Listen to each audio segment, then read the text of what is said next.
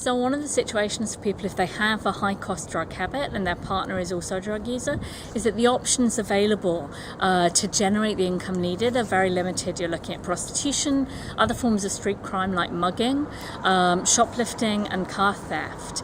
And the reality is that people are least likely to go to prison if they're engaging in prostitution of those options. And so what may happen is that women will make a decision to take on the burden of providing for themselves and their partner's drug habit. And it's simplistic to characterize that relationship as one between a pimp and a hooker. It's about two people in a not necessarily particularly functional or healthy relationship. And one of the projects in the UK that's doing some great work is actually providing support for male partners of female sex workers in terms of assistance with their drug habit, in terms of other employment options, so that when people are ready to move on and look at how they use drugs and look at how they can improve their lives for the better, that both people in that relationship are in a situation where they can move forward together if they want to. Yes. And can you tell us the story on the male sex worker with crack? Cool. That female clients. Remind me they're using cocaine. Oh no, it was men with male clients. So, and also in terms of other areas of drug use, I mean, this is anecdote rather than data, but certainly of some of the men I've seen who are selling sex indoors, they will often use drugs with clients, or clients will be in a situation where this is their relaxation time, this is their recreation, and so they'll be paying for sex and using often cocaine sort of while they're doing that. So I know a number of male escorts who've used cocaine fairly heavily in a work environment, and that may mean that they're using drugs differently and sometimes more than they would otherwise. That's not something I've experienced with clients. I have been with clients when they've been taking coke, and I know some people who see a number of clients who take cocaine. But in terms of just the conversations I've had with people, that seems to be more a feature of men who sell sex to men. Oh, to male. Yeah. Okay. And on the topic of clients, can you tell me about details on their clients, what they are or something? Clients are all types of people, and I mean the overwhelming majority of clients are men, but they come from all economic backgrounds, all ages, all social classes. In terms of violence, the evidence we have is that it is not clients, it is not people who pay for sex that are the primary perpetrators of acts of violence against sex workers, but clients are very demonized in the UK at the moment. There's a real movement that's driven by ideology and emotion rather than evidence and the accounts of people in the sex industry to criminalize clients, to say that paying for sex is an act of violence, prostitution is a form of violence against women, and that all people who pay for sex should be criminalized. Mm-hmm. And the evidence simply doesn't show that these people who are violent towards us. Yes. And can you approximately how many % of the men who have experience of pay for sex? The figure that I tend to quote when I'm doing public speaking is I say it's estimated that 10% of men pay for sex. And the data that I base that on, there's a national survey of attitudes and lifestyles that found 8.9% of men in London had paid for sex, and 4.3% of men outside London had paid for sex. There's also a Sigma survey which talked to 16,000 gay and bisexual men, and there it found about 10% of men had bought or sold sex. And the reason I decided to quote the 10% figure was that my feeling is that people were more likely to be open with the Sigma survey, and if I'm in a situation where people are asking useful questions or there's a chance to elaborate further on the figures, I will say, well, this is the data that we have. And certainly people people sometimes talk, one of the arguments made for criminalising paying for sex is that more people are paying for sex than they used to.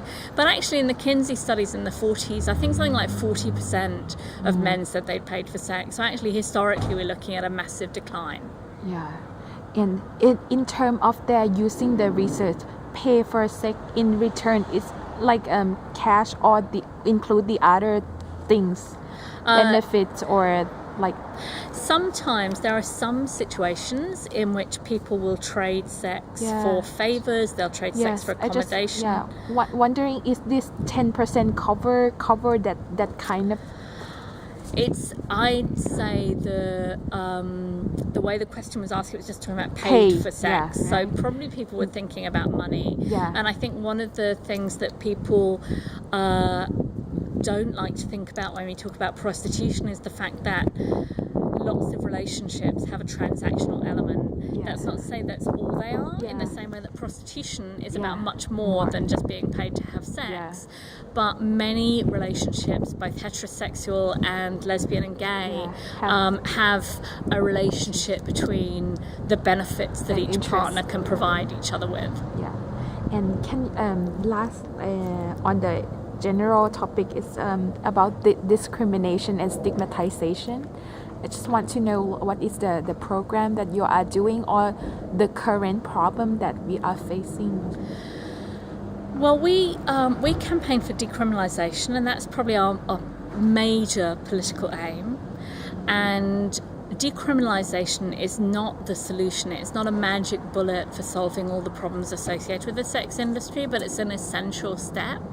So one of the parallels I would draw in terms of stigma and discrimination is that homosexuality between men was decriminalised in the UK in 1967. That's over 40 years ago.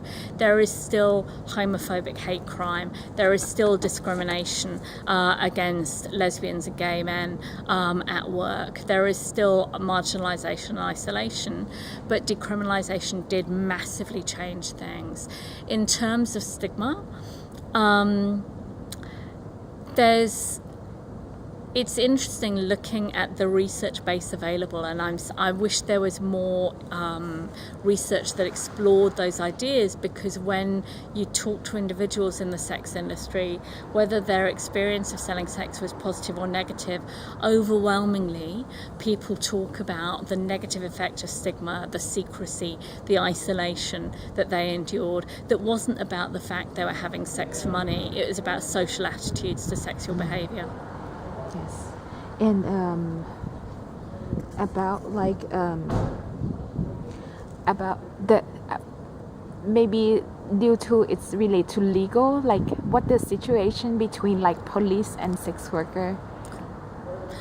The situation between police and sex workers is really variable, and the power is overwhelmingly on the side of the police. So you really have no idea what attitude police officers may take to you if you're reporting a crime. Some people may be sympathetic, and some people may be told very quickly that continuing to report a crime of violence may result in their eviction, may result in their arrest.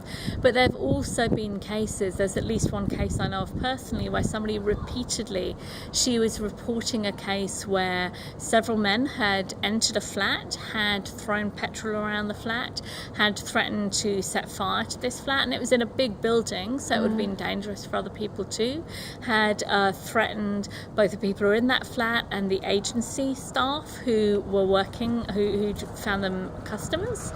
And when making that report to the police, they were repeatedly assured that the police would not prosecute them, that the police were only seeking information in order to prosecute these violent criminals. And after she'd been giving evidence to the police for about 6.5 hours, she was told that she was under arrest, and she was charged with brothel keeping, and she was found guilty.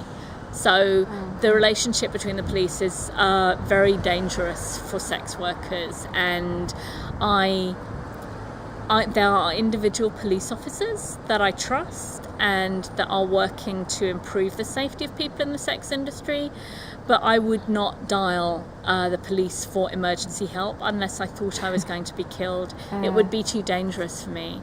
One of the other issues that the IOSW campaigns for is the rollout of the Merseyside model of policing nationwide, and in Liverpool they've achieved a 90% conviction rate for crimes of violence against street sex workers, and they've done that by prioritising protection over prosecution. They treat violence against sex workers as hate crime, and they are very clear. The senior police officers have been very clear. They have gone on local television and said that if you commit crimes of violence against sex workers, we will find you, we will prosecute you. So the police can have massive commitment to protecting sex workers, but you cannot guarantee that that will be the case anywhere else in the country. And as a result, as I say, I would not recommend that people contact the police without full awareness that it may be something very dangerous for them. Yes. And lastly, I think two things. The first is, if maybe in 10 years, what you want to see in the work and area of work